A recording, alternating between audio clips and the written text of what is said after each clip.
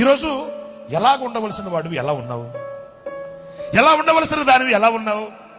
ఎలా బ్రతకవలసిన కుటుంబం ఎలా బ్రతుకుతుంది? కాస్త నేను చొరవ తీసుకుని మాట్లాడుతున్నాను. ఈ మాట మీకు కొంచెం బాధ కలగవచ్చు. ఏ స్థితిలో, ఏ స్థానంలో, ఎంత హంగుతో, ఎంత వైభవంతో ఉండవలసిన నీ కుటుంబపు వ్యవస్థ, నీ ఆధ్యాత్మికమైన జీవితం అలా కాకుండా ఎలా ఉండడానికి ఇలా అంటే ఎలా నీకు తెలుసు, దేవునికి తెలుసు. దీనికి కారణం నీ నిద్ర. నీ నిద్ర.